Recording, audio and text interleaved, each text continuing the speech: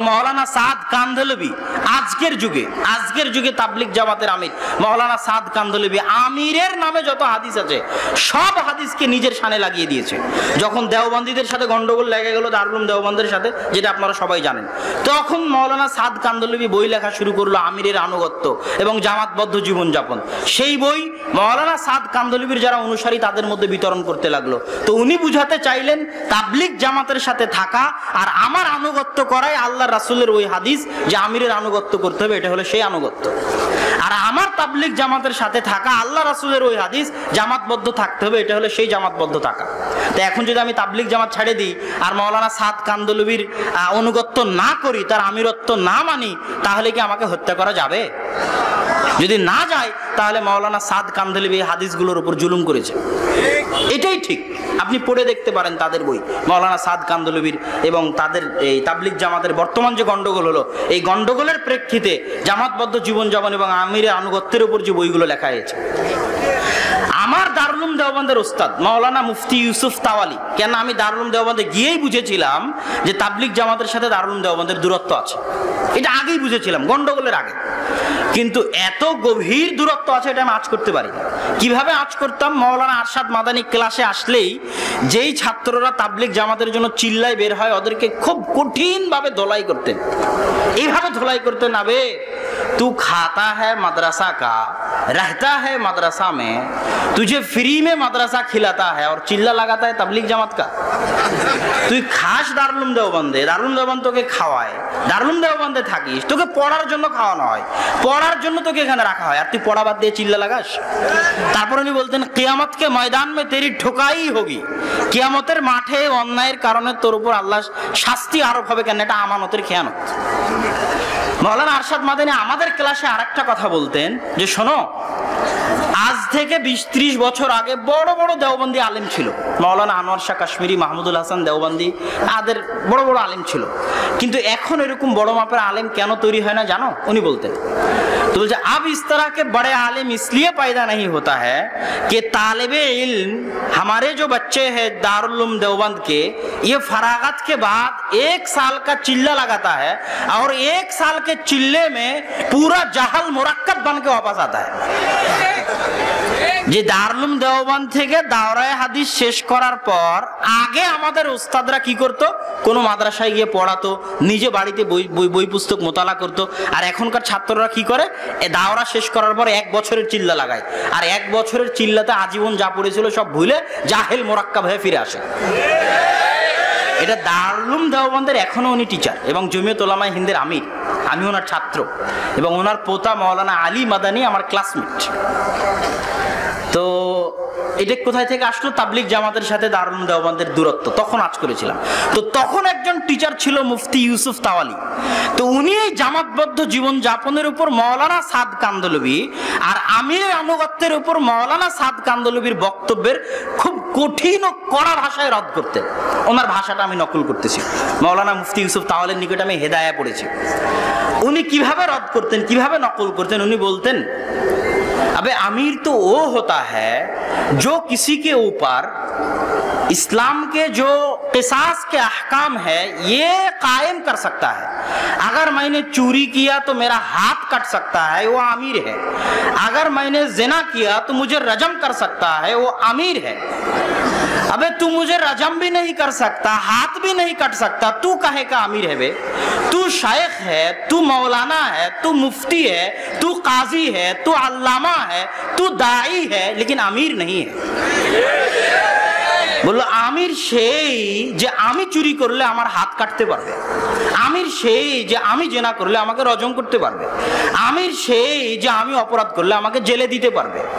কিন্তু যে আমার হাত কাটতে পারবে না, আমার উপর কিসাস বাস্তবায়ন করতে পারবে না, আমাকে জেলে দিতে পারবে না, সে আলেম হতে পারে, আল্লামা হতে পারে, মুফতি হতে পারে, শায়েখ হতে পারে, মাওলানা হতে পারে, শাইখুল হাদিস হতে পারে, সবকিছু হতে পারে, কিন্তু আমির হতে পারে না। এটা মুফতি ইউসুফ তাওয়ালির মন্তব্য আমি নকল করতেছি। উনি তাবলিগ জামাতের আমির নামে যে মাওলানা সাদ কান্ধলবি আছে তার বিরুদ্ধে উনি এই বক্তব্য দিচ্ছিলেন দারুল উলুম দেওবন্দের ক্লাসে, যখন আমরা তার নিকটে হেদায়া পড়ি তখনকার কথা। তো এই আলোচনা থেকে আমি যেটা স্পষ্ট করতে চাচ্ছি সেটা হচ্ছে জামাতবদ্ধ জীবনযাপনের নামে আহলে হাদিসদের মধ্যে যেন বিভেদ তৈরি করার চেষ্টা না করা হয়। জামাতবদ্ধ জীবনযাপন আসলে কোনটা? জামাতবদ্ধ জীবনযাপনের দুইটা ব্যাখ্যা আমি আমার বহু বক্তব্যে দিই। তার মধ্যে একটা ব্যাখ্যা আমি নিজে বুঝেছি, কিন্তু আমি নিজে বুঝার পরেও দেখেছি মাওলানা আব্দুল্লাহ জাহাঙ্গীর রাহিমাহুল্লাহ এই ব্যাখ্যাই বুঝেছেন। তো আল্লাহ সুবহানাহু ওয়া তাআলাকে তাকে জাযায়ে খায়ের দান করুক যে তিনি এই ব্যাখ্যা বুঝতে পেরেছেন। আর আমি আল্লাহর শুকরিয়া আদায় করি যে কারো অনুসরণ ছাড়াই আমি নিজে নিজেই এই ব্যাখ্যা বুঝতে পেরেছিলাম, এই জন্য আল্লাহর শুকরিয়া আদায় করি। আলহামদুলিল্লাহ, আল্লাহ যেন আমার জ্ঞানে বরকত দান করে, আল্লাহুম্মা আমিন। আপনাদের নিকটে দোয়া চাই, দোয়ার দরখাস্ত। তো জামাতবদ্ধ জীবন যাপন বলতে দুটো জিনিস বুঝায়। এক, আবু বকর রাদিয়াল্লাহু তাআলা আনহু বললেন যারা যাকাত দিবে না ওদের বিরুদ্ধে যুদ্ধ করব, লা নুকাতিলান্নাহুম। ওমর রাদিয়াল্লাহু তাআলা আনহু বলছে যে আশহাদু আল্লা ইলাহা ইল্লাল্লাহ ওয়া আশহাদু আন্না মুহাম্মাদার রাসূলুল্লাহ বলেছে, তাকে আপনি কেমনে হত্যা করবেন? ও তো মুসলমান, ওর রক্ত তো হারাম। তখন আবু বকর রাদিয়াল্লাহু তাআলা আনহু বলছেন, শোনো ওমর, লাউ মানাউনি কালানি ওয়াদুনা ইলা রাসূলিল্লাহ, আমি তো ওদের বিরুদ্ধে যুদ্ধ করবই করব যারা যাকাত দিবে না, ওদের বিরুদ্ধেও যুদ্ধ করব যারা যাকাত দিতে আসবে। কিন্তু আল্লাহ রাসূলের যুগে উট দিতে এসে উটের সাথে দড়ি দিত, আমার যুগে উট দিবে দড়ি দিবে না। যারা আল্লাহ রাসূলের যুগে খেজুর দিতে এসে খেজুরের সাথে বস্তা দিত, আমার যুগে খেজুর ঢেলে দিয়ে বস্তা উঠিয়ে নিয়ে চলে যাবে। ওই বস্তা ওই দড়ির জন্য পর্যন্ত যুদ্ধ করব, হয় মরবো না হয় মারবো। তা আবু বকর রাদিয়াল্লাহু তাআলা মুসলমানদের বিরুদ্ধে কেন যুদ্ধ করবেন যাদেরকে ওমর রাদিয়াল্লাহু তাআলা মুসলমান বলছে? কেন? এরা সব জামাত থেকে বের হয়ে গেছে। বুঝতে পেরেছেন কি? এরা সব কি থেকে বের হয়ে গেছে? জামাত থেকে বের হয়ে গেছে। কেন? আল্লাহ রাসূল বলেছে মুফারিকুল জামাত, যে জামাত থেকে বের হয়ে যাওয়াকে হত্যা করো। তো যে ইসলামী খেলাফতের খলিফা ওর যে কোনো নির্দেশ, যে নির্দেশ কোরআন হাদিসের বিরোধী নয়, এমন কোন নির্দেশ যেটা কোরআন হাদিসের বিরোধী নয়, ইসলামিক খেলাফতের খলিফার এমন কোন নির্দেশ যেটা কোরআন হাদিসের বিরোধী নয়, ওটা অমান্য করা মানেই জামাত থেকে বের হয়ে যাওয়া। পড়ে দেখেন সহিহ মুসলিমের কিতাবুল ইমারা, ইমারাত অধ্যায়, আশ্চর্য হয়ে যাবেন। কেউ পড়েও না, কেউ বলেও না। বললে মানুষ বলবে যে এরা সব সরকারের পাচাটা গোলাম। কিতাবুল ইমারার যদি অনুবাদ করা হয় আর মানুষকে শোনানো হয় তো মানুষ কি বলবে? এরা পেট্রো ডলার খাওয়া সরকারের গোলাম। কিন্তু কিতাবুল ইমারা এর হাদিসগুলো ব্যতিক্রম হাদিস। এগুলো সব ইসলামিক খেলাফতের যিনি খলিফা, রাষ্ট্রনেতা যিনি, তার আনুগত্যের কথা ইসলামে খুব কড়া এবং কঠোর ভাবে বলা আছে। মেরে পিঠের চাল তুলে দিলেও আনুগত্য করতে হবে, এত কঠিন ভাবে বলা আছে। হাবশি গোলাম যদি নেতা হয়ে যায় আনুগত্য করতে হবে। কেন? ইসলাম রাষ্ট্রীয় শৃঙ্খলায় বিশ্বাস করে। আজকে বাংলাদেশে কথার কথা, আপনি বাংলাদেশে আছেন, আপনি সিরিয়ার সাথে তুলনা করেন, আপনি লিবিয়ার সাথে তুলনা করেন। লিবিয়াতে মুসলমানদের জানমালের নিরাপত্তা আছে? প্রত্যেকদিন পত্রিকায় পড়ে দেখবেন কোনো জানমালের নিরাপত্তা নাই, কোনো বোনের জানের নিরাপত্তা নাই। কি জন্য নাই? মুআম্মার আল গাদ্দাফির সময় কি জানমালের নিরাপত্তা ছিল না? ছিল না। মুআম্মার আল গাদ্দাফি যত খারাপ শাসক হোক, ওর সময় তো অন্তত মেয়েদের ইজ্জতের নিরাপত্তা ছিল। মুআম্মার আল গাদ্দাফি যত খারাপ শাসক হোক, ওর সময় তো অন্তত বিনা অপরাধে মানুষকে হত্যা করা হতো না। মুআম্মার আল গাদ্দাফির বিরুদ্ধে বিদ্রোহ করলো মানুষ। কেন ইসলাম সরকারের বিরুদ্ধে বিদ্রোহকে এত কঠোর হস্তে বাধা দেয়? তার প্রমাণ আজকের লিবিয়া, আজকের সিরিয়া। লিবিয়াতে মুআম্মার আল গাদ্দাফির বিরুদ্ধে বিদ্রোহ করে এখন কারো জানমালের নিরাপত্তা নাই। যত মুসলমান নারী পুরুষকে ইহুদি আর খ্রিস্টানেরা ধর্ষণ করেছে, হত্যা করেছে, তার চেয়ে বেশি নারী পুরুষ সিরিয়ার মাটিতে, লিবিয়ার মাটিতে মুসলমানদের হাতে নষ্ট হচ্ছে, ধ্বংস হচ্ছে, মৃত্যু হচ্ছে। এটাই সত্য, এটাই বাস্তব। এই জন্য ইসলাম বলে ক্ষমতায় যে আছে যতক্ষণ কাফের না হয়ে যায়, কাফের হয়ে গেলেও ওর বিরুদ্ধে বিদ্রোহ করে ক্ষমতা পাল্টানোর যদি ক্ষমতা তোমার কাছে না থাকে তাহলে তার বিরুদ্ধে বিদ্রোহ করিও না। অন্তত তোমার স্ত্রী পুত্রের জানমালের ইজ্জতের হেফাজত হবে, নিরাপত্তা বজায় থাকবে, আমন আমান বজায় থাকবে। এটা ইসলাম খুব গুরুত্ব দিয়ে দেখে। তো এই জামাতবদ্ধ জীবনযাপনের একটা অর্থ হচ্ছে খলিফা, রাষ্ট্রনেতার বৈধ নির্দেশের সাথে থাকা। আর যে থাকবে না সে খারিজি। খারিজি মানে খারেজ আনিল জামা, জামাত থেকে বের হয়ে গেছে। খারিজি মানে যে বের হয়ে যায়, জামাত থেকে বের হয়ে গেছে সে খারিজি।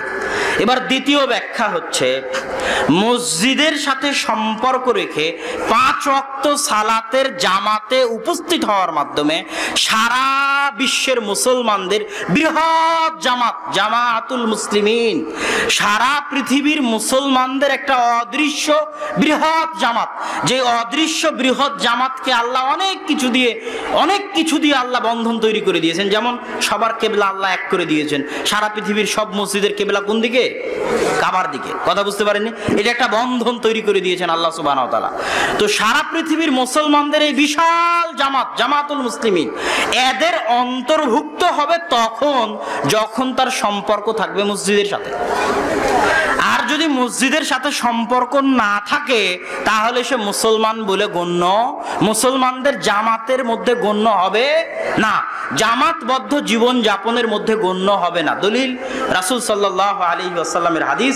এই হাদিস বলে আজকের বক্তব্য শেষ করব। মা মিন ক্বরিয়াতিন, এমন কোন গ্রাম নেই যেই গ্রামে 3 জন মানুষ বসবাস করে। লন্ডনের একটা পাড়ায় 3 জন মুসলমান বাস করে, চীনের একটা ছাত্রাবাসে 3 জন মুসলমান বসবাস করে। এমন কোন অঞ্চল নাই আফ্রিকার জঙ্গলে 3 জন মুসলমান বসবাস করে যেখানে 3 জন মুসলমান বসবাস করে আর তারা আজান দিয়ে, ইকামত দিয়ে 5 ওয়াক্ত সালাতের জামাত কায়েম করে না। ইল্লাস্তাহওয়াযা আলাইহিমুশ শয়তান, শয়তান তাদের উপর আক্রমণ করে। কেন জানো? পালবিহীন ভেড়ার উপর বাঘ যেভাবে আক্রমণ করে, জামাতবিহীন মানুষের উপর শয়তান সেভাবে আক্রমণ করে। আবার শুনেন, পালবিহীন ভেড়ার উপর শয়তান যেভাবে আক্রমণ করে, জামাতবিহীন মুসলমানের উপর শয়তান সেভাবে আক্রমণ করে। তো এই জামাতবিহীন মুসলমান কোনটা বলেন তো? যে 5 ওয়াক্ত সালাতের জামাতে, এই যে হাদিসের মধ্যে আল্লাহ রাসূল বলে দিলেন, দিয়েও প্রমাণ করা সম্ভব নয়। তো যখন এই মুতাকাল্লিমিনরা যুক্তি দিয়ে আকীদা প্রমাণ করতে পারলো না, কিছু কিছু আকীদা, তখন তারা সেগুলোর অর্থের তাবিল, বিকৃত অর্থ করতে লাগলো। আল্লাহর হাত মানে আল্লাহর হাত নয়, আল্লাহর হাত মানে আল্লাহর ক্ষমতা, আল্লাহর নিচের আসমানে নেমে আসা মানে আল্লাহর নেমে আসা নয়, আল্লাহর রহমত নেমে আসা, আল্লাহর হাসা মানে আল্লাহর হাসা নয়, আল্লাহর সন্তুষ্ট হওয়া। এইভাবে আল্লাহ সুবহানাহু ওয়া তাআলার গুণাবলী যেগুলো যুক্তি দিয়ে টিকানো যায়নি, সেগুলোর কি অর্থ করতে লাগলো বলেন তো? রূপক, বিকৃত অর্থ। তাদেরকে বলা হয় মাতুরিদি আর আশারি। তাহলে একদিকে থাকলো মাতুরিদি আশারি, যারা কিছু আকীদা মানে আর কিছু আকীদার রূপক অর্থ করে। আর একদিকে থাকলো মুতাজিলা, জাহমিয়া, তারা আল্লাহ সুবহানাহু ওয়া তাআলার অধিকাংশ আকীদাকে অস্বীকার করে। এর মাঝামাঝি থাকলো আহলুস সুন্নাত ওয়াল জামাত, যে ওই যে দেখো সাহাবীরা কিসের উপর ছিল, তাবিরা কিসের উপর ছিল, দেখো সাহাবী তাবিদের পক্ষ থেকে যদি প্রমাণ হয়ে যায় যে আল্লাহর হাত মানে আল্লাহর ক্ষমতা, ঠিক আছে। আর যদি সাহাবী তাবি থেকে কেউ প্রমাণ না করতে পারে, কোন সাহাবী থেকে, যে আল্লাহর হাত মানে আল্লাহর ক্ষমতা, তাহলে এটা বাতিল আকীদা। কোন সাহাবী থেকে যদি প্রমাণ না হয় যে আল্লাহর নিচের আসমানে নেমে আসা মানে আল্লাহর রহমত নেমে আসা, তাহলে এটা বাতিল আকীদা। এটাই আহলুস সুন্নাত ওয়াল জামাত। দেখো সাহাবীরা কিসের উপর ছিল, এটাই সালাফি। পূর্বে ফিরে যাও, এরা কি বলছে দেখার দরকার নাই। সালাফ আগে যারা ছিল তারা কি বলতো সেটা দেখো। তাদের আকীদা আমাদের আকীদা। আবু হানিফা রাহিমাহুল্লাহর ফিকহুল আকবরের মধ্যে বলছেন যে আল্লাহর হাতকে আল্লাহর হাত না বলে আল্লাহর শক্তি বলবে, তার আকীদা ঠিক নাই। ডাইরেক্ট বলেছে আবু হানিফা রাহিমাহুল্লাহ। যে আল্লাহকে আসমানের উপর মানে না, তাকে তিনি কাফের বলেছে। তাহলে আমাদের যারা হানাফি দাবি করতেছেন দিনী ভাইয়েরা, তারা মূলত কেউই আকীদায় হানাফি নন, তারা মূলত আকীদায় মাতুরিদি। সুতরাং তাদেরকে হানাফি দাবি করা উচিত নয়, তাদেরকে মাতুরিদি। কেন? আকীদাই মূল জিনিস। আপনি আকীদাতেই হানাফি হতে পারলেন না, আকীদাতেই আবু হানিফা রাহিমাহুল্লাহর সঙ্গী হতে পারলেন না, তাহলে নিজেকে হানাফি পরিচয় দেওয়া তো অনেক লজ্জাস্কর, অনেক অপমানজনক এবং মিথ্যা দাবির অন্তর্ভুক্ত হতে পারে। শুধু আবু হানিফা রাহিমাহুল্লাহর দুই একটা ফিকহি মাসলা মাসাইল নেবেন আর ওনার আকীদা যেটা মৌলিক অংশ সেটাকে বাদ দিয়ে মাতুরিদিদের অনুসরণ করবেন আর বলবেন আপনি হানাফি। এটা কেমনে হলো? আকীদায় ফিরে যেতে হবে আবু হানিফা রাহিমাহুল্লাহর আকীদায়, সাহাবীদের আকীদায়, সালাফদের আকীদায়। এটাই সালাফি সালেহিনের মানহাজ, এটাই সালাফি মানহাজ, এটাই আহলুস সুন্নাত ওয়াল জামাআহ। আকীদার ক্ষেত্রে বিকৃতি আর একটা জায়গায় ঘটলো, সেটা হলো তাকদীর। একদল মানুষ বলল আমি যা করি আল্লাহই করাই, চুরি করি আল্লাহই করাই, গান বাজনা শুনি আল্লাহই শোনায়, কাউকে হত্যা করলে আল্লাহই করিয়েছে, জেনা করলেও আল্লাহই করায়, নাউজুবিল্লাহ। আর একদল মানুষ বলল আমি যা করি সেটাই। এই দলের মানুষ এখন বেশি। ভাগ্য বলে কিছু নাই, আমি যদি চাই করতে পারবো, আমি যদি চাই না করতে পারবো, এখানে ভাগ্য বলে কিছু নাই, সবকিছু আমার হাতে, নাউজুবিল্লাহ। এই দুই ভ্রান্ত আকীদার মাঝামাঝি আকীদা হচ্ছে যে সালাফিদের আকীদা কি ছিল, যারা আগে চলে গেছে তাদের আকীদা কি ছিল দেখো। আব্দুল্লাহ বিন ওমর, আব্দুল্লাহ বিন আব্বাসের আকীদা কি ছিল দেখো, সাহাবীদের আকীদা কি ছিল দেখো। আব্দুল্লাহ বিন ওমর রাদিয়াল্লাহু তাআলা আনহুর একটা হাদিস তাকদীরের ক্ষেত্রে বর্ণিত আছে যে কেউ যদি উহুদ পাহাড়ের সমান স্বর্ণ দান করে আর ওর তাকদীরের বিশ্বাস দুর্বল থাকে, আর ওই উহুদ পাহাড়ের সমান স্বর্ণ আল্লাহর দরবারে কবুল হবে না। তাকদীর এত জটিল, এত কঠিন, এত মজবুত জিনিস। তাকদীর নাই মানে ঈমান নাই। সম্মানিত উপস্থিতি, সালাফে সালেহিনের এই মানহাজকে সংক্ষিপ্তভাবে স্পষ্ট করার পরে আমরা আসি ভারত উপমহাদেশে আহলে হাদিস বা ভারত উপমহাদেশে সালাফি মানহাজ। ভারত উপমহাদেশে আহলুল হাদিস বা সালাফি মানহাজকে আমরা দুই ভাগে ভাগ করব। একটা শাহ ওলিউল্লাহ মুহাদ্দিস দেহলভির পরবর্তী যুগ, আর একটা শাহ ওলিউল্লাহ মুহাদ্দিস দেহলভির পূর্বের যুগ, আগের যুগ।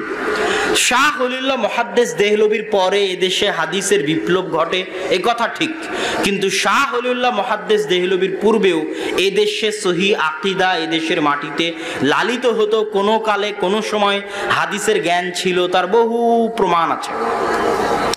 তার মধ্যে একটা প্রমাণ হচ্ছে আবু আব্দুল্লাহ মুহাম্মদ আল মাকদিসি নামক একজন সফরকারী, ইবনে বাতুতার মতো একজন পরিব্রাজক, পাকিস্তানের সিন্ধ প্রদেশে এসে তিনি তার বইয়ে লিখেছেন যে আমি পাকিস্তানের সিন্ধ প্রদেশের মানসুরা নামক অঞ্চলে, মানসুরাবাদ নামক অঞ্চলে মানুষ পেয়েছি, একদল মানুষ বা পুরো মানসুরা নগরের অধিবাসী যারা না হানাফি মাযহাবের অনুসারী ছিল, না হাম্বলি মাযহাবের অনুসারী ছিল, না মুতাজিলা ছিল, না জাহমিয়া ছিল। তারা ছিল আহলুস সুন্নাহ ও আহলুল হাদিস, এবং তারা ছিল সাহাবী তাবেঈদের আসল মানহাজের উপর প্রতিষ্ঠিত। এটা তিনি লিখছেন বলা যায় 380 হিজরির দিকে পাকিস্তানের সিন্ধ নগরীর ঘটনা বর্ণনা করতেছেন। হাদিস শাস্ত্রে একজন রাবি পাওয়া যায় কুতাইবা বিন সাঈদ আল বাগলানি। আপনি যদি গুগল ম্যাপে সার্চ দেন বাগলান, এখানে একটা মজার কথা বলে রাখি যে হাদিস শাস্ত্রের অনেক নাম গুগল ম্যাপে সার্চ দিয়ে সেগুলোর স্থান নির্ধারণ করা অনেক সহজ হয়। বোখারা কোথায় আছে, নিশাপুর কোথায় আছে, মরো কোথায় আছে, যেগুলো একসময় হাদিস শাস্ত্রের কেন্দ্র ছিল, ইলমের মার্কাজ ছিল, এগুলো কোথায় আছে এগুলো খুঁজে বের করা সহজ হয়। গুগল ম্যাপে যদি আপনি সার্চ দেন বাগলান, তাহলে দেখবেন পাকিস্তান আফগানিস্তানের সীমান্তবর্তী অঞ্চল হচ্ছে বাগলান। ওখানকার একজন রাবির বর্ণিত হাদিস কুতুবে সিত্তার সব বই আছে, বুখারী, মুসলিম, আবু দাউদ, নাসাই, তিরমিজি, ইবনে মাজাহ, সব কুতুবে সিত্তার সব মুহাদ্দিস কুতাইবা বিন সাঈদ আল বাগলানির নিকট থেকে হাদিস নিয়েছে। তিনি এই ভারত উপমহাদেশীয় অঞ্চলের মানুষ সেই যুগে। ভারত উপমহাদেশীয় অঞ্চলে ইলমে হাদিসের একটা নমুনা হচ্ছে ইমাম সাগানি রাহিমাহুল্লাহ। তিনি পাকিস্তানের লাহোরে জন্মগ্রহণ করেছেন 577 হিজরিতে। তার দুইটা বই, একটা বইয়ের নাম হচ্ছে মাশারিকুল আনোয়ার, যে বই এখনো পাওয়া যায়। এই বইয়ে তিনি বুখারী মুসলিমের হাদিসকে জমা করেছেন। বুখারীর হাদিস আর মুসলিমের হাদিসকে এক বইয়ের মধ্যে জমা করে নাম দিয়েছেন মাশারিকুল আনোয়ার। আর একটা বই আছে মাজমাউল বাহরাইন, যেখানে তিনি আরবি সাহিত্যের, আরবি ভাষার ডিকশনারি মূলক গ্রন্থ লিখেছেন। 577 হিজরির আলেম, পাকিস্তানের আলেম ইমাম সাগানি, তৎকালীন যুগে, যে যুগকে আমরা মনে করতে পারি অন্ধকার যুগ। তারপরে আসে শাইখ হুসামউদ্দিন, একটা বিখ্যাত গ্রন্থ, সাধারণ মানুষও শুনে থাকতে পারে, গ্রন্থের নাম কানজুল উম্মাল। এই গ্রন্থের নাম শুনেছেন? দুই একজন শোনা থাকার কথা, আর আলেম ওলামা মোটামুটি সবাই জানেন। কানজুল উম্মাল গ্রন্থের লেখক ভারতের জৈনপুরে জন্মগ্রহণ করেছেন। তিনি ইমাম সুয়ুতির লেখা আল জামিউল কাবীর এবং আল জামিউল সাগীর, এই দুটো গ্রন্থকে জমা করে অধ্যায় আকারে সাজিয়ে একটা গ্রন্থ লিখেছেন, তার নাম কানজুল উম্মাল। তিনি ভারতের আর একজন আলেম তাহের পাটনি, বিহারের রাজধানী পাটনার অধিবাসী। তার 3 তিনটা গ্রন্থ এখনো সারা পৃথিবীতে প্রচুরভাবে সমাদৃত। তার একটা গ্রন্থের নাম তাযকিরাতুল মাওদুআত, যেটাতে তিনি জাল জয়ীফ হাদিস জমা করে লিখেছেন। একটা গ্রন্থের নাম আল মুগনি, যেটাতে তিনি কঠিন কঠিন রাবির নাম জমা করেছেন। আর একটা গ্রন্থের নাম মাজমাউ বাহারিল আনোয়ার, যেটাতে তিনি কঠিন কঠিন কোরআন এবং হাদিসের শব্দের অর্থ লিখেছেন। ইন্ডিয়ান, ভারতের আলেম। এগুলো সব শাহ ওলিউল্লাহ মুহাদ্দিস দেহলভির আগে। শাহ ওলিউল্লাহ মুহাদ্দিস দেহলভি থেকে নিয়ে পরবর্তী যুগে ভারতে হাদিস শাস্ত্রের বিপ্লব তৈরি হয়। এই হাদিস শাস্ত্রের বিপ্লবকে অনেক বড় বড় আলেম ওলামা স্বীকৃতি দিয়েছেন, যাদের স্বীকৃতি আমি পরে পড়বো ইনশাআল্লাহ। শাহ ওলিউল্লাহ মুহাদ্দিস দেহলভি হাদিসের দার্স চালু করলেন। তিনি বাদশাহ আলমগীরের নাম সবাই শুনবেন, যাকে আওরঙ্গজেব নামে অনেকেই চিনেন। বাদশাহ আলমগীরের যুগে ফাতাওয়া আলমগীরি নামে একটা ফতোয়ার বই লেখা হয়েছিল। ওই ফাতাওয়া আলমগীরিকে আরবিতে বলা হয় ফাতাওয়া হিন্দিয়া। সৌদি আরবে পাওয়া যাবে ফাতাওয়া হিন্দিয়া নামে। তো বাদশাহ আলমগীর, বাদশাহ আওরঙ্গজেব যখন এই ফতোয়ার বই লেখার কমিটি তৈরি করে, তখন সেই কমিটির একজন সদস্য ছিলেন মাওলানা আব্দুর রহিম, যিনি শাহ ওলিউল্লাহ মুহাদ্দিস দেহলভির পিতা।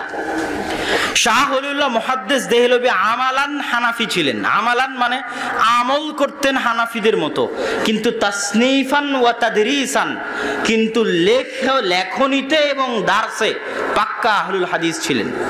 তিনি তার বই হুজ্জাতুল্লাহিল বালেগা থেকে শুরু করে বহু বই, রাফুল আদাইনের কথা, 12 তাকবীরের কথা, এগুলো সব তিনি স্পষ্টভাবে লিখে গেছেন।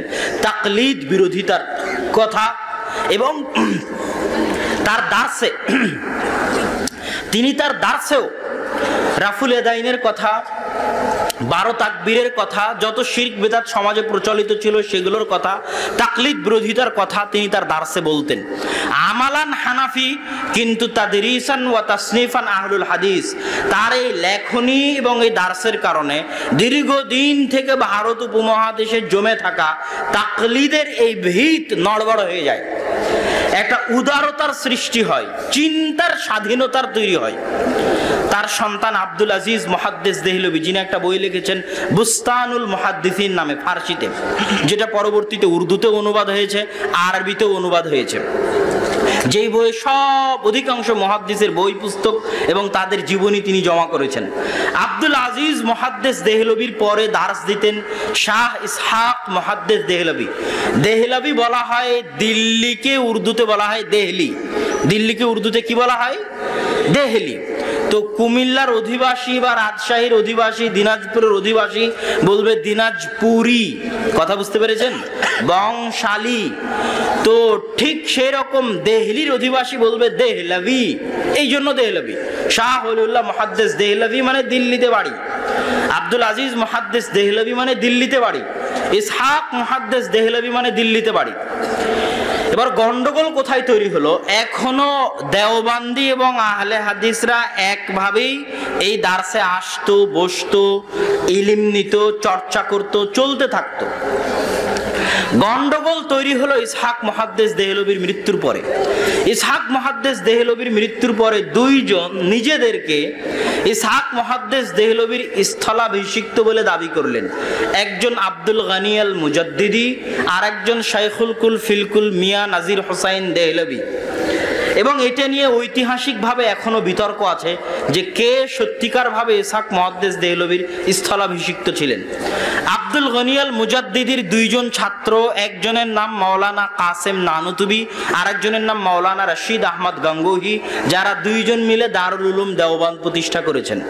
এবং দারুল উলুম দেওবান্দ প্রতিষ্ঠার পিছনে উদ্দেশ্যই এটা ছিল যে শাহ ওলিউল্লাহ মুহাদ্দিস দেহলভির উদার নৈতিক চিন্তাধারার কারণে, স্বাধীন চেতা চিন্তাধারার কারণে ভারত উপমহাদেশে হানাফি মাযহাবের যে ক্ষতি হয়েছে, এই ক্ষতিকে পুষানোর জন্য দারুল উলুম দেওবান্দকে প্রতিষ্ঠা করা হয়।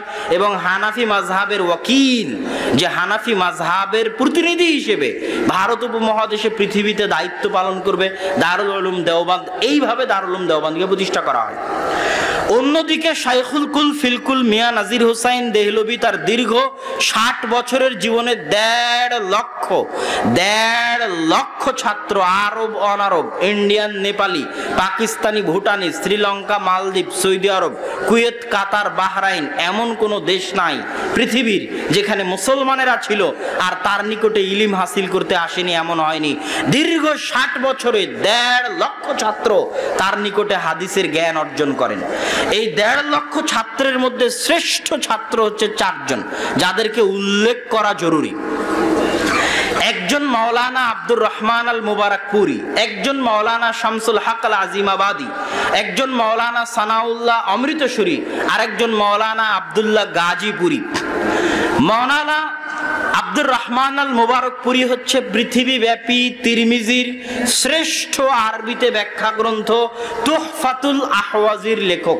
সারা পৃথিবীর পূর্ব থেকে পশ্চিম, উত্তর থেকে দক্ষিণ, সৌদি আরব, কুয়েত, কাতার, বাহরাইন, মদিনা ইসলামী বিশ্ববিদ্যালয় থেকে সর্বত্র শ্রেষ্ঠ তিরমিজির ব্যাখ্যা গ্রন্থ হিসেবে আরবিতে গণ্য হয় তুহফাতুল আহওয়াজি। লিখেছেন ভারতের আহলে হাদিস আলেম। একজন হানাফি আলেম বই লিখলেন আসারুস সুনান। কি জন্য লিখলেন? আহলে হাদিস মাদ্রাসাগুলোতে পড়ানো হতো বুলুগুল মারাম, হাদিসের বই।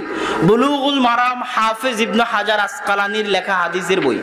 হাফেজ ইবনে হাজার আসকালানির লেখা বুলুগুল মারামে আহলে হাদিসরা যেভাবে আমল করে এই হাদিসগুলো বেশি আছে। রাফুল এদাইনের হাদিস আছে, হুকুম আহকামের ক্ষেত্রে আহলে হাদিসদের ফতোয়ার হাদিস আছে। তখন আল্লামা নিম্বি মনে করলেন হানাফিদের মাদ্রাসাতেও মিশকাতের আগে একটা হাদিসের বই থাকা দরকার, যেখানে হানাফিদের মাসলা মাসাইলের হাদিসগুলো জমা করা থাকবে। তখন তিনি বই লিখলেন আসারুস সুনান। বই লেখা বেশি দিন হয়নি, অতি দ্রুত সময়ে ওই বইয়ে উল্লেখিত ভুল ত্রুটি, জাল জয়ীফ হাদিস, রাবির দুর্বলতা, বিকৃতি সবকিছু আরবিতে উল্লেখ করে আরবিতে বই লিখলেন আবকারুল মিনান ফি নাকদি আসারিস সুনান, মাওলানা আব্দুর রহমান মুবারকপুরি রাহিমাহুল্লাহ। এত বড় মাপের জ্ঞানী পণ্ডিত আলেম ছিলেন। মাওলানা শামসুল হক আল আজিমাবাদী দ্বিতীয় জন। মাওলানা শামসুল হক আজিমাবাদী তিনি বিহারের আজিমাবাদ শহরের মানুষ, মিয়া নাজির হুসাইন দেহলভীর ছাত্র। সবাই মিয়া নাজির হুসাইন দেহলভীর ছাত্র। ভারত উপমহাদেশে এমন কোন হাদিসের সানাদ নাই, এমন কোন হাদিসের সানাদ নাই আহলে হাদিসদের নিকটে যেই সানাদ মিয়া নাজির হুসাইন দেহলভী হয়ে যায় না। আর পুরো ভারত উপমহাদেশে এমন কোন হাদিসের সানাদ নাই যেটা শাহ ওলিউল্লাহ মুহাদ্দিস দেহলভী হয়ে আল্লাহ রাসূলের নিকটে যায় না। এবং আজও সৌদি আরবের বহু আলেম ওলামার নিকটে যে হাদিসের সানাদ আছে তার 80 থেকে 60-70% হাদিসের সানাদ ইন্ডিয়া, ভারত উপমহাদেশের আলেম ওলামাদের দেওয়া হাদিসের সিলসিলায়ে সানাদ থেকে তারা বর্ণনা করে। তো আমরা আলোচনা করছিলাম মাওলানা শামসুল হক আল আজিমাবাদী। তিনি আবু দাউদের ব্যাখ্যা গ্রন্থ লিখেছেন গায়াতুল মাকসুদ নামে 32 খণ্ডে সুনানে আবু দাউদের আরবিতে ব্যাখ্যা গ্রন্থ। এই 32 খণ্ডের 2 খণ্ড পাকিস্তান থেকে প্রকাশিত হয়েছে, বাকি খণ্ডগুলো কেননা প্রায় প্রত্যেক আলেম ওলামার জীবনীর সাথে হিন্দু শিখ দাঙ্গা, মুসলিম হিন্দু দাঙ্গার ফলে বই পুস্তক পুড়ে যাওয়া, বই পুস্তক জ্বলে যাওয়া, হারিয়ে যাওয়ার ঘটনা সম্পৃক্ত আছে। তার মধ্যে আজিমাবাদী রাহিমাহুল্লাহরও আছে। তার বিশাল লাইব্রেরি ছিল, হাজার হাজার টাকা খরচ করে বিদেশ থেকে বই নিয়ে আসতেন, কিন্তু বিভিন্ন দাঙ্গায় তার লাইব্রেরি পুড়ে যাওয়ায় তার অনেক বই পাওয়া যায়নি। পরবর্তীতে তার সংক্ষিপ্ত গায়াতুল মাকসুদের সংক্ষিপ্ত রূপ আউনুল মাবুদ, আবু দাউদের পৃথিবীতে শ্রেষ্ঠ ব্যাখ্যা হিসেবে গ্রহণ করা হয় আউনুল মাবুদকে, যেটা মাওলানা শামসুল হক আজিমাবাদী ভারতের আহলে হাদিস আলেমের লেখা। আল্লামা শামসুল হক আজিমাবাদী আরেকটা কাজ করেছেন সহিহ বুখারীতে। ইমাম বুখারী রাহিমাহুল্লাহ ক্বালা বাযুন নাস বলে হানাফি মাযহাবের বহু ফতোয়াকে রদ করেছেন। কে? ইমাম বুখারী। কে রদ করেছেন বলেন তো? ইমাম বুখারী। কিসের মধ্যে? সহিহ বুখারীর মধ্যে। কি শব্দ ব্যবহার করে? ক্বালা বাযুন নাস, একদল মানুষ বলে তিনি সেটা রদ করেছেন। তো মাওলানা আহমদ আলী সাহারানপুরি রাহিমাহুল্লাহ, যেটা সাহারানপুর জেলা উত্তরপ্রদেশ, যেখানে মাজাহিরুল উলুম সাহারানপুর অবস্থিত, সেই মাজাহিরুল উলুম সাহারানপুরের একজন বয়োজ্যেষ্ঠ বর্ষিয়ান আলেম মাওলানা আহমদ আলী সাহারানপুরি, তিনি একটা বই লিখলেন, এই কালা বাযুন নাসে ইমাম বুখারী হানাফি মাযহাবের ওপর যে যে রদ করেছেন সেই রদের উত্তর লেখে বই লিখলেন ভারতের একজন হানাফি আলেম মাজাহিরুল উলুম সাহারানপুরের। ওই তার লেখাটা এখনো দেওবন্দ থেকে যত বুখারী ছাপে, ইন্ডিয়া পাকিস্তান হানাফিদের মাধ্যমে যত বুখারী ছাপে, সব বুখারীর শুরুতে মাওলানা আহমদ আলী সাহারানপুরীর লেখা ইমাম বুখারীর কলা বাযুন নাস বলে হানাফি মাযহাবের উপর যে অভিযোগ তোলা আছে, সেই অভিযোগের জবাব দিয়ে আহমদ আলী সাহারানপুরী যেটা লিখেছেন, ওই বইটা প্রত্যেক বুখারীর শুরুতে ছাপানো থাকে। কথা কি বুঝতে পারছেন আমার? আমাদের ছাত্ররা জানেই না যে এটার উত্তর আমি কোথায় পাবো। খুব কম মানুষ বলতে পারবে যে এটার উত্তর কোথায় পাওয়া যাবে, কিন্তু আল্লামা শামসুল হক কাজিমাবাদী সেই যুগে যখন আহমদ আলী সাহারানপুরী কালা বাযুন নাস ইমাম বুখারীর জবাব দিয়ে বই লিখলো, তখন আল্লামা শামসুল হক কাজিমাবাদী লিখলেন রাফউল ইলতিবাস, রাফউল ইলতিবাস নামে বই লিখলেন। এবং আহমদ আলী সাহারানপুরী যে যে অভিযোগ উত্থাপন করেছিল ইমাম বুখারীর কালা বাযুন নাসের উপর, তার আরবিতে ইলমি জবাব দিয়েছেন সেই যুগে আল্লামা শামসুল হক কাজিমাবাদী। এত মহান ইলমি কারনামা। সুনানুদ দারাকুতনির উপর আল্লামা শামসুল হক কাজিমাবাদীর টিকা আছে, সুনানুদ দারাকুতনির উপর, সেই যুগে তিনি টিকা লিখেছেন। দুইজন আলেমের কথা গেল। 3 নম্বর আলেম মাওলানা সানাউল্লাহ অমৃতসুরি। মাওলানা সানাউল্লাহ অমৃতসুরি দারুল উলুম দেওবন্দ থেকে পড়া। আমি আহলে হাদিস সন্তান হিসেবে দারুল উলুম দেওবন্দে পড়ার কারণে অনেকেই অনেক টিটকারি, নিন্দা, হাসি ঠাট্টা করেছে, এখনো করে। বিশেষ করে যখন আমি পড়তাম দেওবন্দে, তখন এই জিনিসটা সবচেয়ে বেশি হতো। তো আমি ওই সময় কিছু খুঁজে দেখেছিলাম যে কিছু আহলে হাদিস আলেম পাওয়া যায় কিনা, যে সালাফ, আমি প্রথম না আমার আগে কোনো আহলে হাদিস আলেম দারুল উলুম দেওবন্দে পড়েছে। তার মধ্যে একজন মাওলানা সানাউল্লাহ অমৃতসুরি, যাকে আহলে হাদিসদের সিপাহ সালার বলা যেতে পারে। মাওলানা সানাউল্লাহ অমৃতসুরির খেদমত শুধু আহলে হাদিসদের উপর নয়, পুরো ভারত উপমহাদেশের উপর সীমাহীন। ভারত উপমহাদেশের বিশাল ফিতনা, কাদিয়ানি ফিতনাকে তিনি একাই মাটির সাথে ধূলিসাৎ করেছেন। কিভাবে? গোলাম আহমদ কাদিয়ানির সাথে তিনি একটা মোবাহালার আয়োজন করেছিলেন, যেই মোবাহালায় বলা ছিল যে গোলাম আহমদ কাদিয়ানি যদি সত্য হয় তো সানাউল্লাহ অমৃতসুরি আগে মারা যাবে, গোলাম আহমদ কাদিয়ানি পরে মারা যাবে। আর সানাউল্লাহ অমৃতসুরি যদি সত্য হয় তাহলে গোলাম আহমদ কাদিয়ানি আগে মারা যাবে, সানাউল্লাহ অমৃতসুরি পরে মারা যাবে। এই মর্মে খোলা মাঠে আল্লাহকে সাক্ষী রেখে মোবাহালা হয়েছিল। এই মোবাহালার পরে গোলাম আহমদ কাদিয়ানি বাথরুম টয়লেটে পড়ে মারা গেছিল। আর তার মৃত্যুর পরে 40 বছর সানাউল্লাহ অমৃতসুরি খাতমে নবুয়তের জীবন্ত মুজিজা হিসেবে পৃথিবীতে জীবিত ছিলেন। আল্লাহু আকবার। এত বড় আহলে হাদিস আলেম। তিনি একটা পত্রিকা বের করতেন আখবারে আহলুল হাদিস নামে, উর্দুতে। এবং তার ক্ষেত্রে বলা হয়ে থাকে যে তিনি তার জীবনে এমন কোনো, ভারত উপমহাদেশের মাটিতে এমন কোনো ফেরকা নাই, কেন ভারতের মাটি এমন মাটি যে মাটিতে 200-300-র অধিক ধর্ম আছে, এরকম মাটি পৃথিবীতে নাই। তো ভারত উপমহাদেশের মাটিতে এমন কোনো ধর্ম নাই যেই ধর্মের যে কোনো আকীদা যেটা ইসলাম বিরোধী, ওটার উনি জবাব দিতে পারবেন না। এক টেবিলে, এক মঞ্চে, একসাথে বসে হিন্দু, বৌদ্ধ, শিখ, জৈন, ব্রেলভি, শিয়া, কাদিয়ানি যত আছে, আরিয়া সমাজ, কাদিয়ানি, এই মুনকিরে হাদিস যত ফেরকা আছে, সব ফেরকাকে এক টেবিলে, এক মঞ্চে বসে তর্ক বিতর্ক করে সবাইকে একসাথে একদিনে পরাজিত করে উঠে যাবেন না, এটা হতে পারে না। এমন ব্যক্তিত্ব হচ্ছেন মাওলানা সানাউল্লাহ অমৃতসুরি রাহিমাহুল্লাহ। তিনি মিয়া নাজির হুসাইন দেহলভির ছাত্র, শাইখুল কুল ফিলকুল মিয়া নাজির হুসাইন দেহলভি। মাওলানা আব্দুল্লাহ গাজীপুরি। মাওলানা আব্দুল্লাহ গাজীপুরি হচ্ছেন মাদ্রাসা প্রতিষ্ঠাতা। তার তেমন লেখনী নাই, কিন্তু অগণিত মাদ্রাসা প্রতিষ্ঠা করেছেন, অগণিত আহলে হাদিস মাদ্রাসা। তার মধ্যে একটা বিখ্যাত মাদ্রাসা হচ্ছে ফাইজে আম মৌনাত ভাঞ্জান। মাওলানা আব্দুল হামিদ ফাইজিকে চিনেন আপনারা? অনেকেই চিনেন না। তার নামের শেষে ফাইজি কেন লাগানো আছে জানেন? তিনি হচ্ছেন মৌনাত ভাঞ্জান নামক জেলায় অবস্থিত ফাইজে আম মাদ্রাসার ছাত্র, এই জন্য তার নামের শেষে ফাইজি আছে। কথা কি বুঝতে পেরেছেন? আব্দুল হামিদ ফাইজিকে এই দেশের মানুষেরা মোটামুটি চিনে, তার বই পুস্তক আছে, বাংলায় অনেক বই পুস্তক তিনি লিখেছেন হাফিজাহুল্লাহ। তো তার নামের শেষে ফাইজি আছে আপনাকে বোঝানোর জন্য যে আব্দুল্লাহ গাজীপুরীর বক্তব্য শোনাচ্ছি, ওই আব্দুল্লাহ গাজীপুরী এই ফাইজে আম মৌনাদ ভাঞ্জানে অবস্থিত আহলে হাদিসদের ঐতিহ্যবাহী শিক্ষা প্রতিষ্ঠানের প্রতিষ্ঠাতা। এবং আমি আমার ভারতে থেকে একটা জিনিস আবিষ্কার করেছি যে জামিয়া সালাফিয়া বানারস আহলে হাদিসদের মারকাজি দারুল উলুম হলেও যে জামিয়া সালাফিয়া বানারস থেকে আব্দুর রহমান 5 বছর পড়াশোনা করেছে, আপনাদের সামনে বক্তব্য দিয়ে গেল, দীর্ঘ 5 বছর।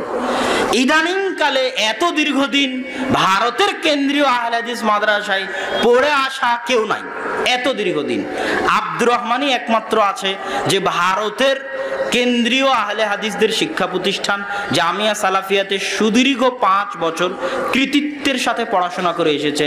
আল্লাহ তার জ্ঞানে বরকত দান করুক, আল্লাহুম্মা আমিন।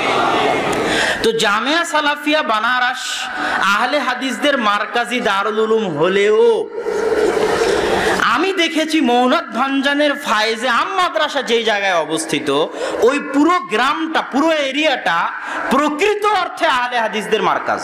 কি জন্য?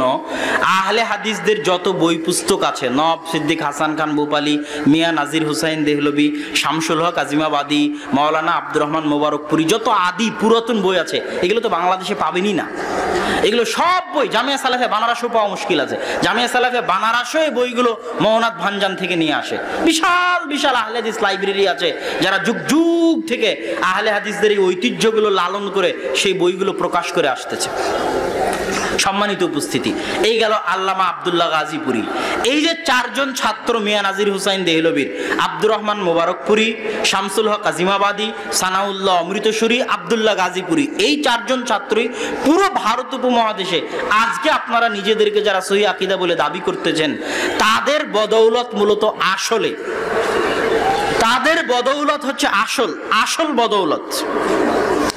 তো এতক্ষণ বলছি আহলুল হাদিসদের ইলমি দারসি তাদরিসি ধারা। আরো বহু আলেম আছে যাদের বর্ণনা দিয়ে শেষ করা যাবে না। যেমন পাকিস্তানের একজন আলেম ছিলেন হাফেজ মোহাম্মদ গন্দলবি। আমি যখন মিন্নাতুল বারি লিখি, মিন্নাতুল বাড়ির 2য় খণ্ড যখন লিখতেছি, এখন রানিং লিখতেছি মিন্নাতুল বাড়ির 2য় খণ্ড, তো মিন্নাতুল বাড়ির 2য় খণ্ড লিখতে গিয়ে ফাইজুল বারি, যেটা হচ্ছে আল্লামা আনোয়ার শাহ কাশ্মীরির লেখা, একজন হানাফি বিখ্যাত মুহাদ্দিস দারুল দেওবন্দের সহিহ বুখারীর ব্যাখ্যা ফাইজুল বারি। ওই ফাইজুল বারিতে আল্লামা কাশ্মীরি রাহিমাহুল্লাহ হাফিজ ইবনে হাজার আসকালানির ফাতহুল বারির বিভিন্ন তথ্যের ভুল ধরার চেষ্টা করেছেন। এইরকম ভুল ধরার চেষ্টা হাফিজ ইবনে হাজার আসকালানির যুগেও হয়েছে। হাফিজ ইবনে হাজার আসকালানির যুগে হাফিজ ইবনে হাজার আসকালানি ছিলেন শাফিঈ আর আল্লামা বদরুদ্দিন আইনি ছিলেন হানাফি। তো হাফিজ ইবনে হাজার আসকালানি যা যা দার্সে বলতেন, ফাতহুল বারির দার্সে যা যা ছাত্রদের লেখাতেন, সেটা আল্লামা আইনির নিকটে চলে যেত। একটা ছাত্র দিয়ে আসতো আল্লামা আইনিকে, একই মিশরে একই কায়রোতে বসবাস করতেন। তখন আল্লামা আইনি ফাতহুল বারির ওই তথ্যগুলোর ভুল ধরতেন তার লিখিত গ্রন্থে উমদাতুল কারিতে, যেগুলোর পরবর্তীতে জবাব দেওয়ার চেষ্টা করেছিলেন হাফিজ ইবনে হাজার আসকালানি আল ইন্তেকাজ নামক গ্রন্থে।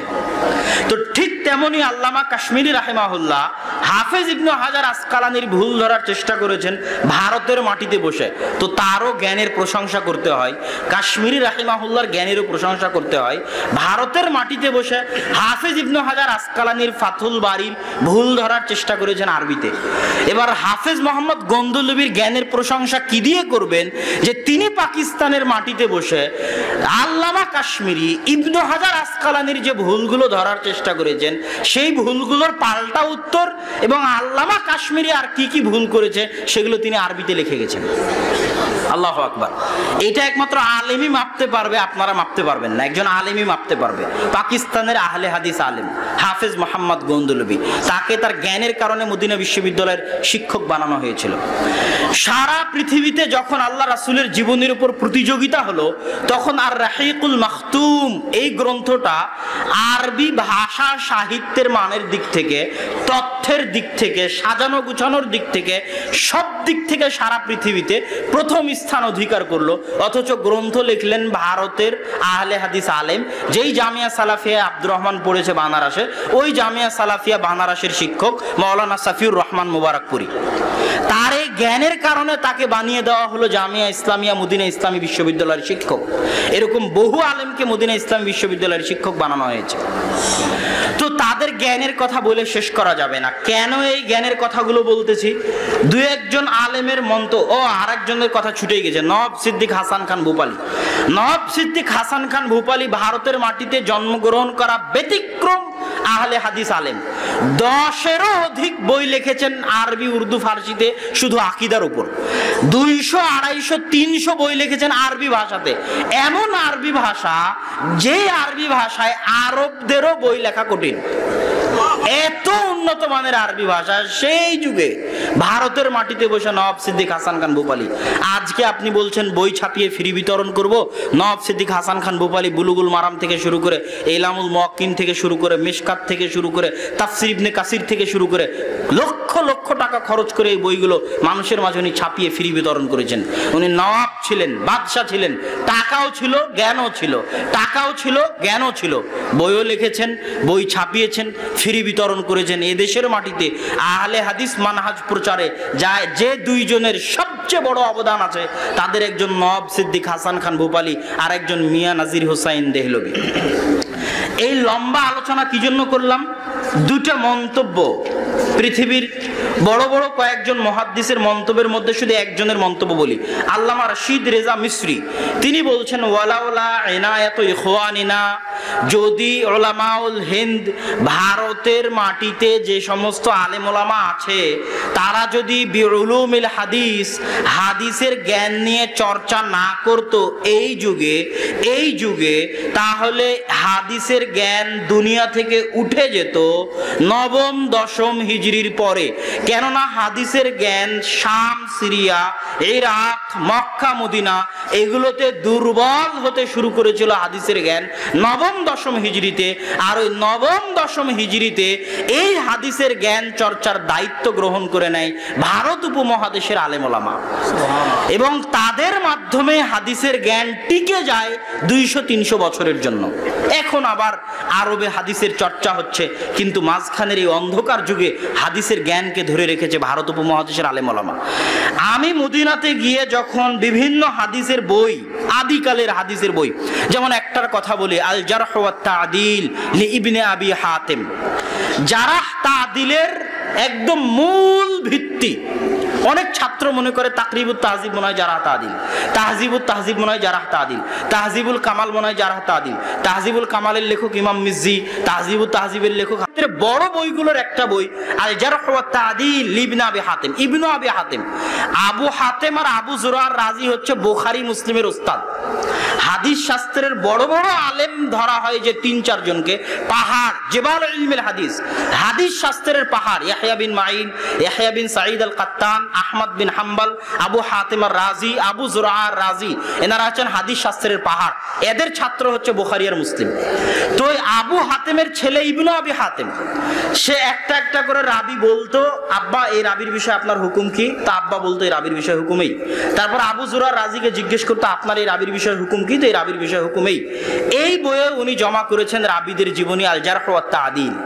তো মদিনায় বসে আল জারহ ওয়াত তা'দিলের পড়তেছি, তো দেখলাম যে আল জারহ ওয়াত তা'দিল আউয়াল তুবিআ, সর্বপ্রথম সারা পৃথিবীতে সর্বপ্রথম পাণ্ডুলিপি থেকে আধুনিকভাবে জারাহ তা'দিল ইবনে আবি হাতিম প্রকাশিত হয়েছে ভারতে, হায়দ্রাবাদ, দাকান। আব্দুর রহমান বিন ইয়াহইয়া আল মুআল্লিমি, যাকে জাহাবিউল আসর বলা হয়, উনি সেই ইয়ামান থেকে এসে ভারতে গবেষণা করতেন হাদিস নিয়ে। বহু হাদিসের গ্রন্থ পাবেন। আউয়াল তাবা, প্রথম প্রকাশ পাণ্ডুলিপি থেকে। কোথায়? পাকিস্তানে। প্রথম প্রকাশ কোথায়? ভারতে, হায়দ্রাবাদ, দাকানে। এমন কোনো বই নাই যে বই হায়দ্রাবাদ, দাকান থেকে হাদিস শাস্ত্রের প্রকাশিত হয়েছিল না। তো এটা বলার, এত কিছু বলার উদ্দেশ্য কি? আজকে গত 60 বছরে মদিনা ইসলামী বিশ্ববিদ্যালয়ের সহিহ আকীদা প্রচারের অবদান সীমাহীন, অপরিসীম। আল্লাহ যে নেয়ামত দিয়েছে মদিনা ইসলামী বিশ্ববিদ্যালয়কে, সরকারি সকল সহযোগিতা, টাকা পয়সা, সুযোগ সুবিধা, গবেষণা, লাইব্রেরি, আধুনিক যন্ত্রপাতি, এসি রুম, যত রকমের সুযোগ সুবিধা প্রয়োজন জ্ঞানের চর্চার জন্য, সব রকমের সুযোগ সুবিধা সৌদি সরকার ব্যবস্থা করেছে। এটা আল্লাহ তাদের এই ব্যবস্থাতে বরকত দিক, আল্লাহুম্মা আমিন। ইলমের ক্ষেত্রে এরকম খেদমত আগে কোনোদিন হয়নি যেটা বর্তমানে সৌদি আরবে হচ্ছে। কিন্তু এত দীর্ঘ ইতিহাস কি জন্য বললাম? আজকে এত সুখে শান্তিতে বসে আমরা যত খেদমত করেছি, সেই খেদমত ওই কঠিন যুগে কুড়ে ঘরে বসে ভারত উপমহাদেশের আলেমেরা যে আঞ্জাম দিয়েছে, ইলমে হাদিসকে ইমাম সুয়ুতির পরে যেভাবে ভারতের মাটিতে ধরে রেখেছে ইলমে হাদিসকে, সেটার নজির বিরল, এবং এইটার নজির স্থাপন করা পৃথিবীতে সম্ভব নয়। এটা কি জন্য বলছি? গত 60 বছরে মদিনা ইসলামী বিশ্ববিদ্যালয়ের কারণে আমরা অনেক সহি আকীদা জানতে পারছি, বুঝছি, কিন্তু তার মানে এই নয় যে মদিনা থেকে পড়ে আসার কারণে আমি আব্দুল্লাহ ভারত উপমহাদেশের আলেমদেরকে বলবো এদের জ্ঞানই নাই, এদের কাছ থেকে আকীদাই নেওয়া যাবে না, এদের কাছ থেকে জ্ঞানই নেওয়া যাবে না, সব জ্ঞান শুধু ওখান থেকেই নিতে হবে, আর ভারত উপমহাদেশের আলেম ওলামা জাহেল, অজ্ঞ, মূর্খ। তাহলে এটা হবে পৃথিবীতে সবচেয়ে বড় মিথ্যা অপবাদ। এই বিশাল ইতিহাস উল্লেখ করার পিছনে উদ্দেশ্য এটাই যে আপনারা যারা আজকে দেশে সহি আকীদা লালন করতেছেন, সেটার পিছনে যেমন মদিনা ইসলামী বিশ্ববিদ্যালয়ের ভূমিকা আছে, তার চাইতে কোনো অংশে কম নয়, বরং বেশি ভূমিকা আছে এ দেশের মাটিতে যে সমস্ত আহলে হাদিস আলেম ওলামা চলে গেছিলেন তাদের খেদমতের। এই জন্য তাদের খেদমতকে আমি 3 ভাগে বা 4 ভাগে ভাগ করি। ভারত উপমহাদেশের আহলে হাদিস আলেমদের খেদমতকে, এক, ভারত উপমহাদেশের আহলে হাদিস আলেমদের ইলমি খেদমত, যেটা কিছুটা দেখলেন, আরো আছে বলে শেষ করতে পারবো না। তাফসির ইবনে কাসির প্রথম উর্দুতে অনুবাদ করেছে কে? আহলে হাদিস আলেম মাওলানা মোহাম্মদ জুনাগড়ি। ইলামুল মুওয়াক্কিন প্রথম উর্দুতে অনুবাদ করেছে কে? মাওলানা মোহাম্মদ জুনাগড়ি। সব কুতুবে সিত্তা উর্দুতে অনুবাদ করেছে সর্বপ্রথম কে? আহলে হাদিস আলেম মাওলানা ওয়াহিদুজ্জামান হায়দারাবাদী। এই দেশের মাটিতে শুধু ইলম প্রচারে আহলে হাদিসদের অবদান আছে সীমাহীন ও অপরিসীম। দ্বিতীয় অবদান হচ্ছে জেহাদে, দেশ স্বাধীনতায়। 1947 সালের দেশ স্বাধীনতায় আহলুল হাদিসদের অবদানের প্রথম সিঁড়ি আব্দুল আজিজ মুহাদ্দিস দেহলভী এবং শাহ ইসমাইল শহীদ।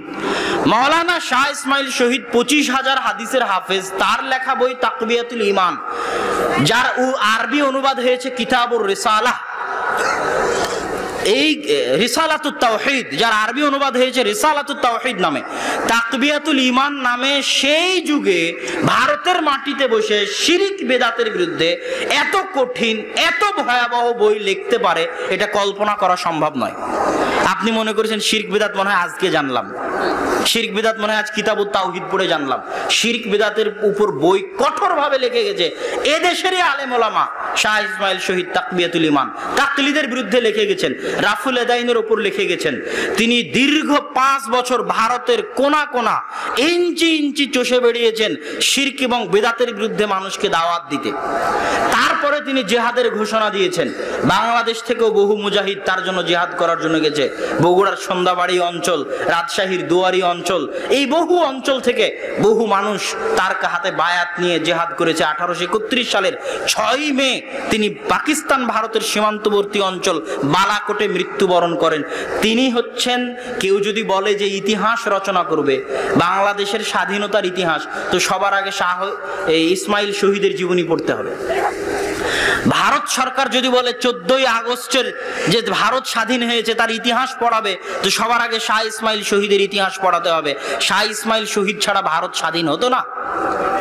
আজকে ভারতের সরকার যেই লাল কেল্লায় তার স্বাধীনতার পতাকা উড়ায়, ওই লাল কেল্লা মুসলমানদের তৈরি। ওই লাল কেল্লা, নরেন্দ্র মোদী যেই লাল কেল্লায় স্বাধীনতার পতাকা উড়ায়, লাল কেল্লা কাদের তৈরি? মুসলমানদের তৈরি। ওই দিল্লি মুসলমানদের আবাদ করা। এই দেশ মুসলমানেরা স্বাধীন করেছে, জেহাদও মুসলমানেরা করেছে, স্বাধীনতাও মুসলমানেরা অর্জন করিয়েছে। এটা গেল আহলুল হাদিসদের জেহাদি ধারা। আহলুল হাদিসদের আরেকটা ধারা হচ্ছে দাওয়াতি ধারা। মাওলানা এনায়েত আলী, মাওলানা বেলায়েত আলীদের মতো আলেম ওলামা, তারা পাটনার সাদিকপুর থেকে বের হয়ে, বিহারের রাজধানী পাটনার সাদিকপুর থেকে বের হয়ে, দিলালপুর, সাদিকপুর থেকে বের হয়ে এদেশের মাটিতে দাওয়াতের জন্য বের হয়ে যেতেন। মানুষ মনে করে মনে হয় শুধু মাওলানা ইলিয়াস, তাবলিগ জামাত এরাই মনে হয় দাওয়াতের কাজের জন্য বের হয়। তাদের দাওয়াতের ধরন ভুল, তাদের ওটার মধ্যে বিভিন্ন আজে বাজে ফজিলত, জাল জয়ীফ হাদিস ইত্যাদি বিভিন্ন ভ্রান্ত আকীদার চর্চা আছে। কিন্তু দাওয়াতের জন্য সফর দেওয়ার নজির আহলে হাদিসদের মধ্যেও আছে। তার দৃষ্টান্ত মাওলানা এনায়েত আলী, বেলায়েত আলী দীর্ঘ 12 বছর রাজশাহী, চাঁপাইনবাবগঞ্জ, মালদা, মুর্শিদাবাদ অঞ্চলে তারা দাওয়াতি কাজ করেছেন। মাওলানা সানাউল্লাহ অমৃতসরী মালদা মুর্শিদাবাদে জালসা করতে এসে দেখেন এত আহলে হাদিস কেন মালদা মুর্শিদাবাদে। তখন তিনি আখবারে আহলে হাদিসে লিখছেন, মালদা মুর্শিদাবাদ চাঁপাইনবাবগঞ্জ রাজশাহীতে এত আহলে হাদিস হওয়ার পিছনে কারণ হচ্ছে এই অঞ্চলে দাওয়াত দিয়েছিলেন দীর্ঘ 12 বছর মাওলানা এনায়েত আলী আর মাওলানা বেলায়েত আলী। আজকে আপনি যত আহলে হাদিস মাদ্রাসা আছে পরীক্ষা করবেন, নাজিরা বাজার আহলে হাদিস মাদ্রাসা, যাত্রাবাড়ি আহলে হাদিস মাদ্রাসা, পাঁচরুখি আহলে হাদিস মাদ্রাসা, মিরপুর আহলে হাদিস মাদ্রাসা, জামিয়া সালাফিয়া আহলে হাদিস মাদ্রাসা, যত আহলে হাদিস মাদ্রাসা আছে পরীক্ষা করে দেখবেন এখন ইদানিং এই যুগে অনেক মাদানি বাহির থেকে আসার কারণে এটা পরিবর্তন হতে পারে, কিন্তু তারপরেও পাবেন। তবে আজ থেকে 10, 15, 20, 30 বছর আগে এটা একদম 100% নিশ্চিত ছিল যে মাদ্রাসা ঢাকায় হোক আর মাদ্রাসা রাজশাহীতে হোক, এই মাদ্রাসাগুলোর অধিকাংশ শিক্ষক রাজশাহী, চাঁপাইনবাবগঞ্জের। এই মাদ্রাসাগুলোর অধিকাংশ ছাত্র রাজশাহী, চাঁপাইনবাবগঞ্জের। আহলে হাদিস মাদ্রাসার আহলে হাদিস শিক্ষক, অধিকাংশ আহলে হাদিস শিক্ষক রাজশাহী, চাঁপাইনবাবগঞ্জের। ধরেন আপনারা আহলে হাদিসদের বক্তাদের মধ্যে যাদেরকে প্রসিদ্ধ বক্তা বলে জানেন, আব্দুর রাজ্জাক বিন ইউসুফ, মুজাফফর বিন মহসিন, শহীদুল্লাহ খান মাদানী। শহীদুল্লাহ খান মাদানী কোথায়? দিনাজপুর বাড়ি, যেখানে আদি আহলে হাদিস আব্দুল্লাহ কাফি আল কুরাইশি রাহিমাহুল্লাহ সেই অঞ্চলের মানুষ। এরকম আজকে ধরেন পাঁচরুখি মাদ্রাসার প্রিন্সিপাল এখন যিনি, বাড়ি কোথায়? চাঁপাইনবাবগঞ্জ, রাজশাহী। এরকম যত দেখবেন আমাদের রাজশাহী জামিয়া সালাফিয়ায় চলেন, যত আলেম ওলামা, বড় বড় আলেম ওলামা দারাস দিচ্ছে, বাড়ি কোথায়? রাজশাহী, চাঁপাইনবাবগঞ্জ। এবং অধিকাংশ আহলে হাদিস মাদ্রাসা আছে, আহলে হাদিসদের মাদ্রাসা আছে রাজশাহী, চাঁপাইনবাবগঞ্জে। এত মাদ্রাসা বাংলাদেশে কোথাও নাই। এক নওগাঁ জেলার আলাদিপুর, কলমুডাঙ্গা, কদমডাঙ্গায় বড় বড় আহলে হাদিস মাদ্রাসা আদিকাল থেকে চলে আসতেছে। চাঁপাইনবাবগঞ্জের ওই চরাঞ্চলে দেবীনগরে শত শত আহলে হাদিস মাদ্রাসা যুগ যুগ ধরে চলে আসতেছে। এগুলো সব প্রমাণ বহন করে যে এই অঞ্চলে আহলে হাদিসদের উর্বর ভূমি হওয়ার পিছনে মাওলানা এনায়েত আলী এবং মাওলানা বেলায়েত আলীর অবদান আছে, তাদের দাওয়াতি কাজের অবদান আছে। সুতরাং কেউ যদি বলে যে আমি যদি মদিনা বিশ্ববিদ্যালয় থেকে পড়ে আসে এদেশের আলেম ওলামাকে অবজ্ঞা করি, তাহলে ইতিহাসকে মিথ্যা প্রমাণ করা হবে, ইতিহাসকে অবজ্ঞা করা হবে। সম্মানিত উপস্থিতি, শুধু তাই নয়, এদেশের রাজনীতিতেও আহলে হাদিসদের বিশাল অবদান আছে। আপনি মাওলানা শেখ মুজিবুর মাওলানা বলছি বাংলাদেশের প্রতিষ্ঠাতা শেখ মুজিবুর রহমানের লিখিত অসমাপ্ত আত্মজীবনী বইটি পড়বেন। ওই অসমাপ্ত আত্মজীবনীর মধ্যে উনি লিখছেন যে মুসলিম লীগের সভাপতি মাওলানা আকরাম খাঁর চেম্বারে, দরবারে একটা কাগজ দিতে যাবেন, তো ভয়ে তার জান দুরু দুরু করে কাঁপতেছে যে কেমনি মাওলানা আকরাম খাঁর দরবারে উনি ঢুকবেন। তো ভয়ের ঠেলায় এক দৌড়ে ঢুকেছেন, টেবিলের উপর চিঠি রেখেছেন, আর এক দৌড়ে বেরিয়ে এসেছেন। তো যে আকরাম খাঁকে দেখে শেখ মুজিবুর রহমান ভয় পাচ্ছে, মুসলিম লীগের সভাপতি সেই আকরাম খাঁ আহলে হাদিস। আব্দুল্লাহিল কাফি আল কুরাইশি রাহিমাহুল্লাহ এবং তার চাচা আব্দুল্লাহিল বাকি রাহিমাহুল্লাহ, তারা সবাই কৃষক প্রজা পার্টি, তারপরে মুসলিম লীগ, এগুলোর রাজনীতির সাথে জড়িত ছিলেন। মুসলিম লীগের রাজনীতি ছেড়ে দিয়ে আব্দুল্লাহিল কাফি আল কুরাইশি জমিয়তে আহলে হাদিসের হাল ধরেছিলেন। তিনি মূলত মুসলিম লীগের রাজনীতিবিদ ছিলেন। পাকিস্তান স্বাধীনে তাদের অবদান আছে সীমাহীন ও অপরিসীম। আজকে একজন বিখ্যাত আহলে হাদিস ব্যবসায়ীকে আমি জিজ্ঞেস করলাম, তার টেবিলের উপর বই রাখা আছে, লেখা বই উর্দু অনুবাদ করেছে ভারতে প্রথম, ওই বইগুলোর ভূমিকা লিখে দেওয়া মাওলানা আবুল কালাম আজাদের।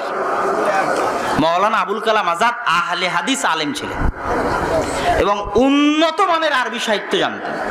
এবং ভারত উপমহাদেশ যখন ভাগ হয় তখন তার একটা বক্তব্য আছে, ঐতিহাসিক বক্তব্য, মাওলানা মোহাম্মদ আলী জিন্নার বিরুদ্ধে। মোহাম্মদ আলী জিন্নার বিরুদ্ধে মাওলানা আবুল কালাম আজাদের একটা ঐতিহাসিক বক্তব্য আছে, এখনো ইউটিউবে সার্চ দিলে পাওয়া যাবে। যে বক্তব্যে তিনি ভারত যেন ভাগ না করা হয় তার উপর যুক্তি এবং দলিল দিয়ে প্রমাণ দিয়েছিলেন। তো ওটার মধ্যে কোনটা সত্য, ভারত ভাগ করা উচিত ছিল না না করা উচিত ছিল, এটা আল্লাহ সুবহানাহু ওয়া তাআলাই ভালো জানেন। কিন্তু যারা ভারত ভাগ করতে চেয়েছেন, পাকিস্তান করতে চেয়েছেন, তাদের রাজনীতিতেও, মুসলিম লীগের রাজনীতিতেও আহলে হাদিসদের অবদান ছিল। যারা ভারত ভাগ করতে চাননি, কংগ্রেস, তাদের রাজনীতিতেও আহলে হাদিসদের অবদান ছিল।